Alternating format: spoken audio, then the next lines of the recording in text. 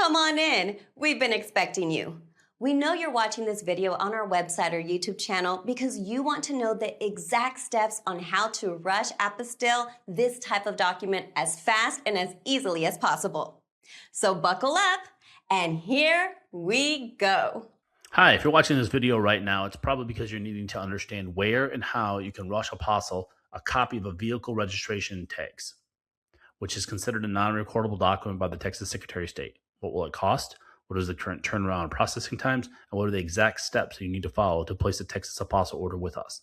First, all documents classified by the Texas Secretary of State as non-recordable documents, like a copy of a vehicle registration tag, cannot be emailed or faxed to us by you to Apostille.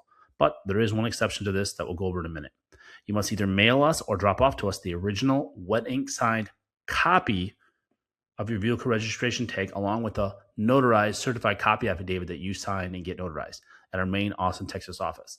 Second, all non-recordable documents must be properly wet ink notarized by a Texas notary public. You cannot use a notary from any other state or any other country. You can only use a Texas notary. Then you, a lawyer or a Texas notary, must include or attach on your non-recordable document either this Texas notary jurat or acknowledgement text as shown here. So this is the vehicle registration tag. So if you get this from Texas, you register your car, right? You get this, it's like a sticker and you put it on the windshield of your car, okay? You cannot get that notarized or apostilled, okay? What you can do is you're gonna need to make a photocopy of the sticker. So you make a photocopy, can be color or black and white. It doesn't matter to the Secretary of State.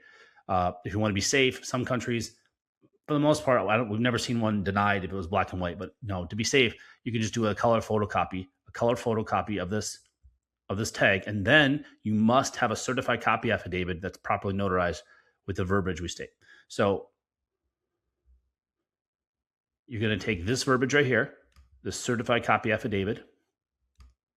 Let's get all this on here. Right here, you can copy and paste this onto a Microsoft Word document and then print that out. Or easier, just click on this PDF right here, and then it'll download everything you see that I just highlighted. And then you take that printout, and then you take it to a notary, along with a photocopy of your vehicle registration tags, and then you fill it out and sign it for the notary, and then you can get it apostilled. Okay, very important. Right here, where it says vehicle holder's name, and then there's this blanket here that says I. This is where you print your name. So you have to print your name exactly the way it is on your tag registration. So if your name says John D. Doe, you have to print your name John D. Doe. If it has your full middle name, John Jackson Doe, then you need to print your name John Jackson Doe. If there's no middle name or no middle initial on your registration tag form, then you don't put a middle initial or middle name. Very important. Document can get rejected if you do that mistake. And then you're going to sign your name right here. Then the notary, and you have to be very careful because they'll mess this up and it will cost you money because it'll get rejected by the state and you have to pay us a second time. We don't want that. Just make sure we say right here, print vehicle tag holder's name, not sign. So the notary is going to print your name right here. Exactly the way you have at the top right there. Oops. Exactly what you put up here. So if it's John D. Doe here, it has to say John D. Doe here. If it's Jane Jackson Doe here, you have to put Jane Jackson Doe here. So whatever you put right here has to be the same in this field right here. It has to be exactly the way your name is printed on the vehicle tag registration document from the county of wherever you did it at. And then the notary will sign their name right there. And again, you're going to sign your name right there. And then you take this affidavit and you attach it by paperclip to the photocopy of your tags. And that's what you get notarized. And then that's what you're going to send us or drop off to us. You can also use the Texas e-notary, which is also called an online notary, virtual notary, or remote notary to notarize your document via Zoom or web conferencing if you do not currently reside in Texas or the US. In this scenario, you can use our Contact Us page to upload and send us your electronically signed and notarized document. So you never have to mail or drop off anything to us. And you can get to our Contact Us page 3 different ways from this page. So you can just click on her right there, or you can click right here on that Contact Us, or you can click right there on that Contact Us.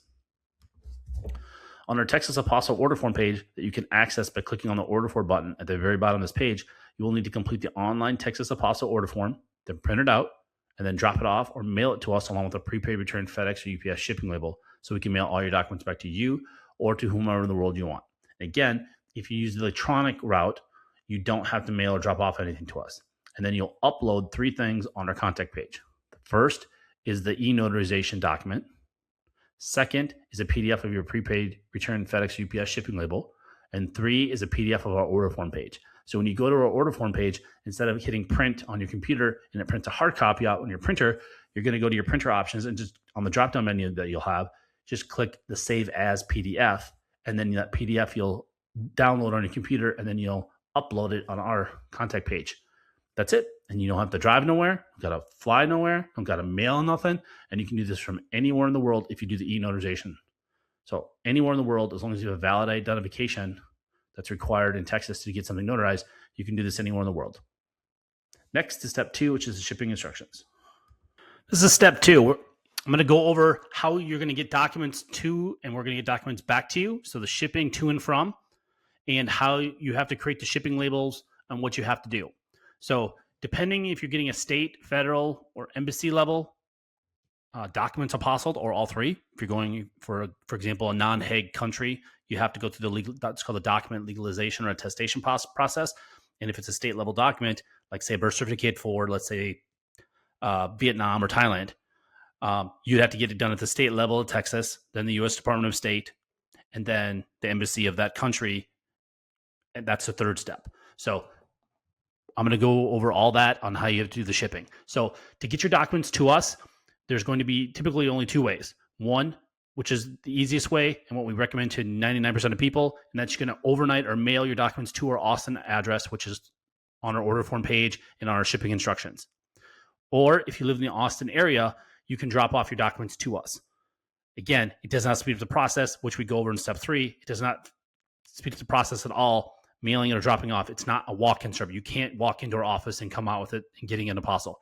Apostles are only done at the Texas Secretary of State, U.S. Department of State in Washington, D.C., or a consulate or embassy of that foreign country, and we do all the legalizations in our D.C. office at all the foreign embassies in D.C., which is where 99% of all the world foreign embassies are located at. So I'm going to go through what you have to do. So if you're going to mail your documents to us, please do not use the post office. Do not use the United States Post Office. They lose documents constantly. They lose billions of dollars for a reason every year.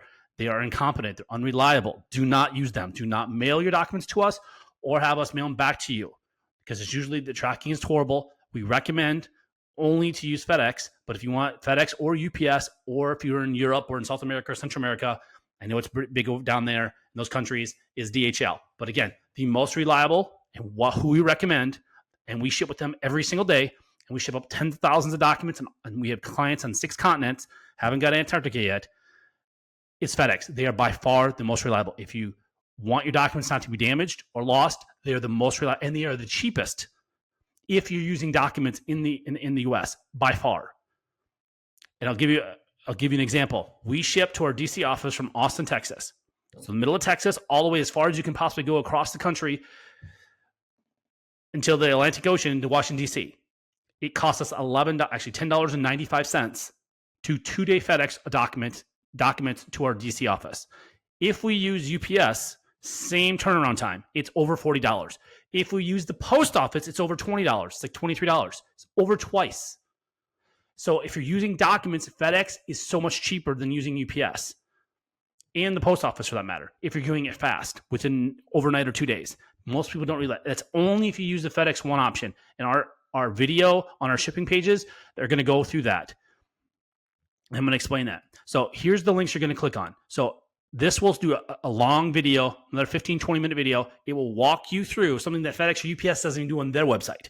We have screenshots and a video walking through the screenshots on how you can create a prepaid return shipping label on FedEx.com or UPS.com from anywhere in the world. So I don't care where you live in the world, you can go online and you can create a prepaid shipping label, and then you can print that out and mail that to us, or you can download it and email the PDF that they give you. It's only a PDF. You cannot give us shipping labels in a Word document or a GIF or a JPEG or whatever it is. You need the original PDF that both UPS and FedEx will give you. When you create it and you click on these links right here, and they'll show you a video and walk you through screenshots on how you have to do that anywhere you want. Okay. And then if you're doing internationally, you have to do what's usually called a customs invoice or customs receipt that you have to do. You click on these ones, this one for FedEx, and this one for UPS, and we already have a pre-filled out for you template that you just got to fill out and then sign your name and date and put the date on it. That's it. It's already done for you. Again, depending on the country, they don't normally need this, but we always do it just in case. We tell you to do it if you're shipping internationally, for shipping your document from the US to another country. For example, Mexico doesn't really care that much, but you can do it anyways, but they don't really care with FedEx. But a lot of the other countries in the world, to get through customs, you're going to make sure you're going to want to have that. Okay. And then the other big thing is you cannot put our name on the shipping label. Let me repeat myself. You cannot put our name, phone number, or address anywhere on your shipping when we're shipping it back to you. That's the shipping to you. So we've apostilled your document, and now you want it to return to you or to a law firm or to another country or a friend or family or coworker or a company or government entity, wherever you want us to send it. You're creating a prepaid shipping label. Okay, you are the importer and you are the shipper. So you cannot have our name on it, because if it goes through customs, we'll get billed for it, and we do get billed for it, hundreds of dollars. That's not ours. So we will not ship your documents back to you if you put our name on it. Okay, think of it like a envelope that you're mailing to somebody. In the upper left-hand corner in the United States, you put the return sender, meaning if the address you send it to it's a wrong address or the post office can't deliver it, they're going to return that mail to you. That's what we're asking for. You just can't put our address on there. You have to put any address. It doesn't matter what it is. You can put your friend, family member, coworker, a business. It doesn't matter. You just can't put our information on there. Again, you can just put yours. That's what people do. You can put your address as the to and the from. So, for example, you're shipping it. You want it shipped back to Europe, let's say. You have a friend or family member in the U.S. You can just use their address. Again, this is only if your document gets returned to you. They need an address to send it back to. Or if it goes through customs, they have to have an address to bill someone if you didn't pay the customs or whatever. Again, it doesn't really matter. You just can't put our address on it. It's real simple. And then again, both of these, you click on this, we'll go through what that means on how to do it. When you get to the FedEx or UPS, when you're online doing it, they'll ask, where is it getting sent from?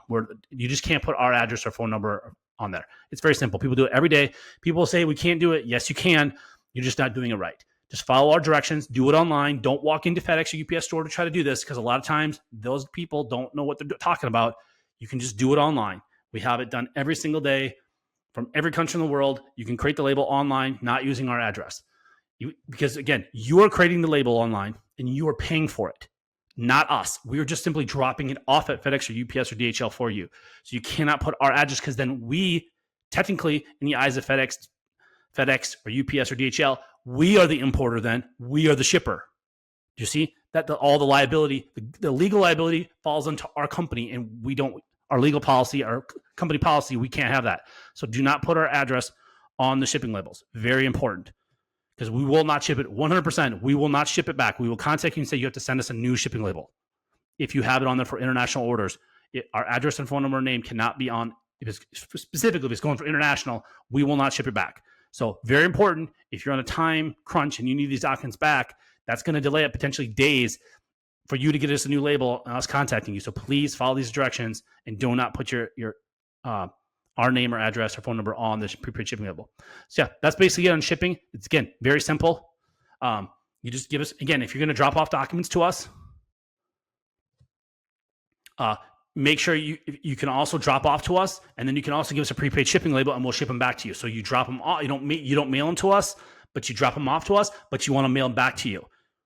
A lot of people do that as well. So you go online, create your shipping label, and when you drive to our Austin locations, you drop off your documents, and then the same day, the next day, 2 days, as we go over in step 3, how long it takes the Secretary of State to issue them, or the federal government, or the embassy, then we'll ship it back to you. So that's about it. Thanks.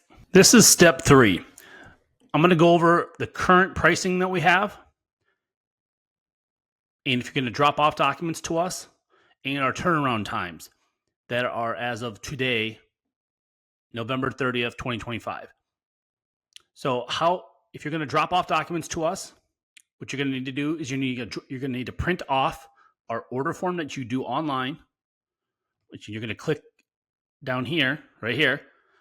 By clicking this, you'll go to our order form page, and that's what you're going to fill out online and then print it out. And there's another video there that will go through how to fill out the order form and all that stuff. So if you're going to mail your documents to us, which is what most people do, you print out our order form, and then you send that along with your documents like we state in step 2, you send it to us. If you're going to drop off your documents to us in person, which does not speed up the process, and I'm going to go over that, if you're going to drop it off in our Austin office, which is the only location, not Houston, not Dallas, only our Austin office, you can drop it off, your documents. So if you live in the Austin area, you need to print off our order form and then bring that in along with your documents. And then I'm going to go over right now our cutoff times.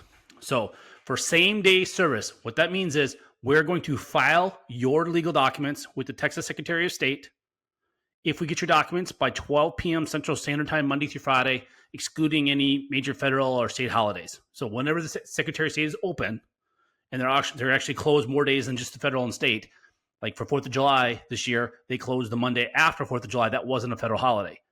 And they closed this week, Wednesday, before Thanksgiving, and that was not a federal holiday.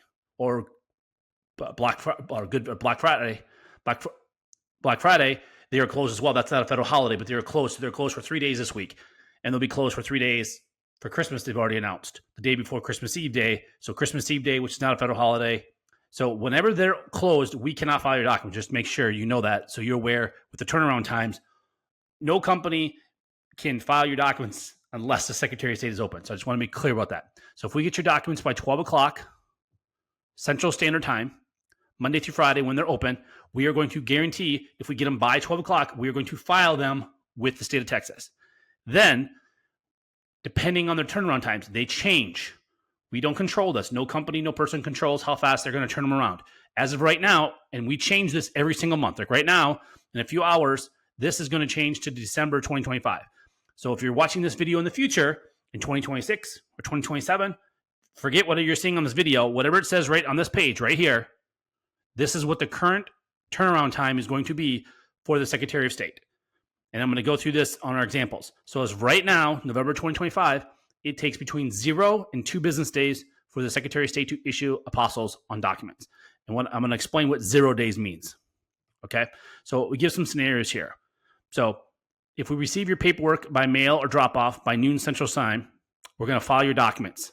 Then it's possible, not probable, the Secretary of State is going to issue your apostille the same day. So same day means 0, meaning we're going to get your document by or before noon of that day. We're going to file it that day, and they may issue it that same day, and we're going to mail back to you the exact same day. That is 0 days. Or it could take them up to 2 business days after we file it have them issued to you. Okay, so I'm going to explain our examples here. So scenario 1, we receive your documents before or by our noon Central Standard Time cutoff time on a Monday, and then we file it that same day. The Secretary of State will either issue an apostille on your documents the same day, which is 0 days. The next business day, they might do it, which is 1 day, or 2 business days. So the worst case scenario, you're going to get it and mail back to you is on Wednesday. So that is the best case scenario if we get your document by 12 o'clock. Okay. Example number 2 is if we get your document after noon Central Time. So if you mail it to us and we get it at 2, 3 o'clock in the afternoon from UPS or FedEx or DHL, or you drop it off at our office at 2, 3, 4, 4:55, we have people right before 5 o'clock drop it off on that same Monday, we're going to file it then we can only file it the next day. We're going to file it the next business day. And then they could issue it that same day. That's 0 days. They might issue it the next business day, 1 day, or 2 business days. So worst case scenario, we can pick it up and mail it back to you on that Thursday. So again, both scenarios, if we get your document on a Monday, we get it before noon or after noon, it's going to be Wednesday or Thursday. So again, the absolute worst case, unless there's a zombie apocalypse or an orc uprising or alien invasion, if you do it on Monday, it's going to be mailed back to you on Thursday. Worst case, best case, it can be mailed back to you on Monday. So just to go through that. And I cannot stress this enough. If you're traveling to our main office in Austin, dropping off your documents instead of mailing to you does not speed up the process. It doesn't matter if we get them by drop off or by mail before noon or after. It's going to be the same turnaround time. Too many people, they don't read our website, they don't contact us, and they show up thinking it's going to be done the same day. And that's not possible because it's Secretary of State. It's up to them. They are going to decide if they're going to issue it the same day, next day, or 2 days. So please, unless you live in the Austin area, it does not speed up the process. Just overnight your documents to us, like we say in step 2, how to do it. Okay. And then these prices are as of today. These might change next year in 2026 or 2027 or 2028, whenever you're watching this video. But don't go by what this video says. Go by what this is saying right here. Whatever this says right here, whatever it says right here at this time, that's the current pricing. So for the first document, so if you need one document to Apostille at the Secretary of State, it's $95. And that includes all filing fees. So you don't write us a check or a money order, a cashier's check. You don't send us money for the state filing fee. And you do not do the paperwork. You don't send us the state form. We have our own forms, and we pay the filing fee. So it's just $95. That's it. There's no tax. It's just $95 flat. That's all you call. And then if it's multiple, it's discounted. And this is just an easy little chart for you. If it's one document, it's $95. If it's 2 documents, you need Apostille, and this is at the same time, it's $170, 3, $245, so and so and so and so. So that's just the current pricing all the way. We just have it. And again, any additional documents are $75 each. And then when you're ready to order, you just click this button, and that's going to take you to our order form page for Texas Apostilles. And again, this is only for Texas. This isn't for federal pricing or corporate pricing, Texas corporate pricing for corporate documents to Apostille or embassy fees. This is specifically only for Texas Secretary of State and Texas documents. So documents that are notarized by Texas notary or documents that were issued from a Texas entity, city, state, county, or state government, like a Texas birth certificate, death certificate, marriage license, divorce decree, criminal records, checks, driver's license, power of attorneys, stuff like that. So that's step 3. Thanks.